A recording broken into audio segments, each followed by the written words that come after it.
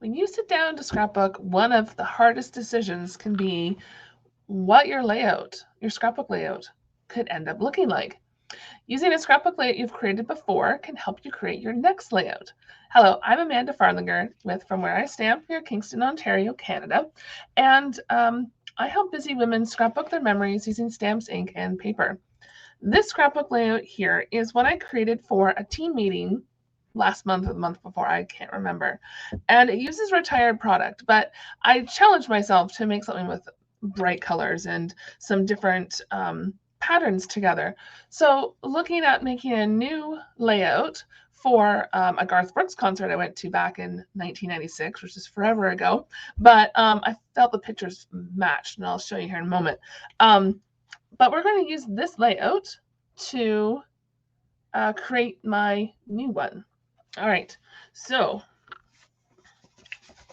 we have the new designer paper, which is the Countryside Designer Series paper. I'm popping that up on the screen while I grab my little pieces.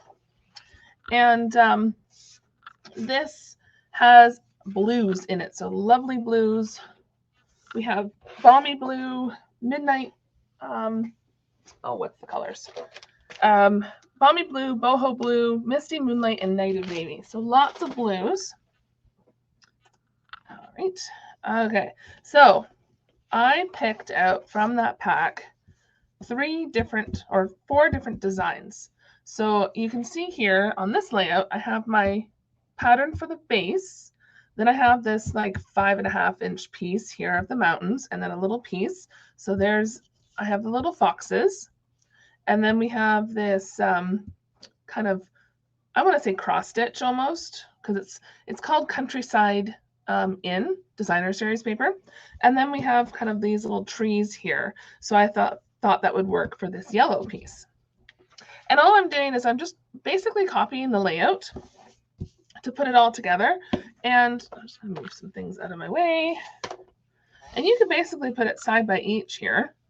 So you can kind of see what I can't, there we go, kind of fit in one frame, kind of, sort of. So if you wanted to get it to match up, so here's the back of that piece. So this could be a good base piece for your layout too, if you wanted. So we're just using some multi-purpose liquid adhesive, and I'm being silly. I should put these other pieces down first because they're kind of layered. All right, so you get to see both sides of this paper.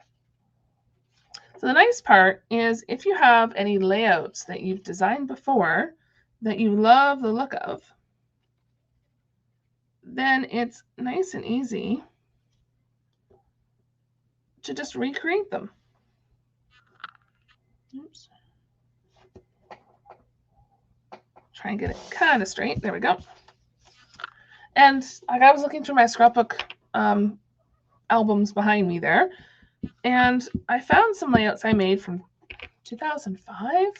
I'm like, oh, I'd love to make these layouts again. So it's looking back at layouts you've done before is great for inspiration.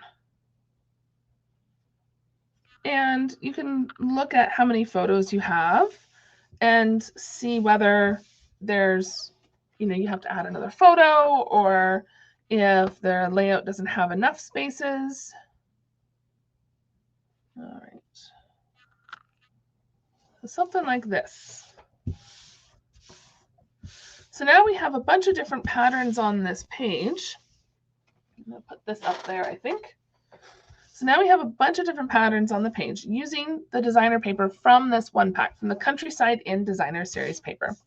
And you could pull the Misty Moonlight, which is kind of this lighter blue, or the Night and Navy, which is the darker. I decided to do the Balmy Blue, and then this is Boho Blue in here. I'm going to create another video for the second page, and I'll link that at the end. So that way, hang on a second. That way you can watch the video. I just had to remind myself. Maybe I shouldn't put that too far away. I should remind myself which way the pictures go. And you can change that up. So if, say, you have landscape photos instead of portraits, then do it in landscape mode. All right. So then this goes something like this. All right, now where'd my photos go? So this is what I want. So they're not the greatest photos, but they're good enough to help remember the event. And I recommend, if you are going to use any photos from like pre-digital cameras, to scan them in or to take photos of them first. So that way, if you mess up, you already have the photo saved in your computer. Because I wouldn't want to make a cut on a photo and then make a mistake and cut somebody's face off or something and then not be able to reprint the photo as easily. There's fewer places that will print the film. Okay, so you want to be careful not to take any of these dimensionals off that corner because we don't want this sticking to the photo. So even though I have this photo saved, it's something that I don't want to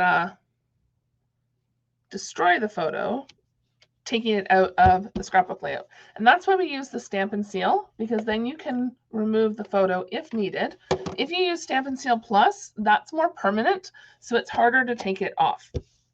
All right, so here's where we're at so far, and this is where the other layout was.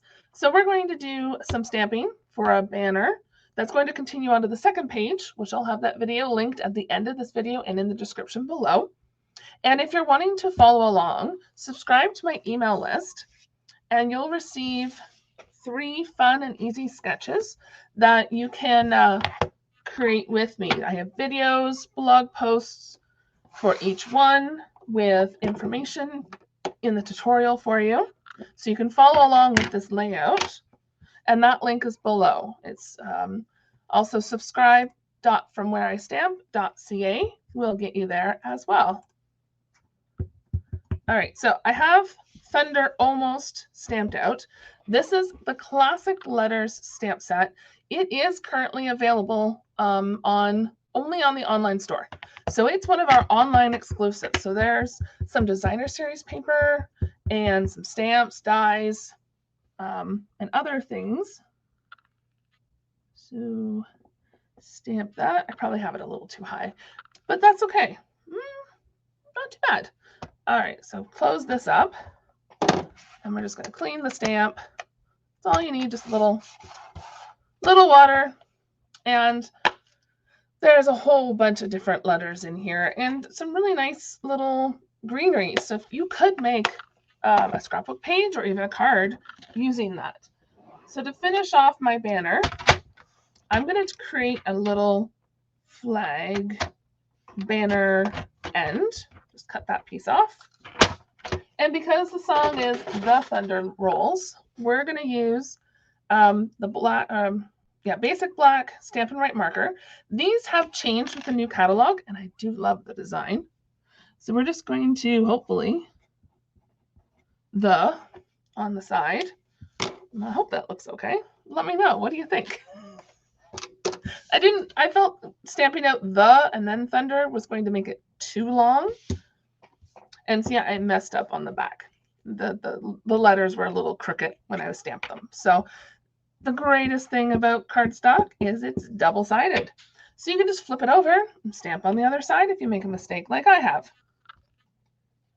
Okay. So we're going to stick this up here. Like so. So you could have a little stamped smaller piece, like a title up here if you wanted. And then for this punched piece or die cut piece, we're going to use some Misty Moonlight cardstock with our Stampin' Cut mini machine. So we want to die cut using the new Countryside Corners dies. These dies coordinate with that designer series paper, but there's also a stamp set. So there is a whole suite of products that you can create, but I didn't like the stamp set. So I decided to purchase the dies and the designer series paper. So even though there's suites in the catalog, you can pick and choose which items from the suites that you would like to use or order. And then if you love everything in the suite, like there is one, like Let's Go Fishing, I think it is called, that you could use the Let's Go Fishing suite. I'm going to order the whole thing because I think it's awesome. All right. So I'm going to put the title and the date. I did look this up. I tried to find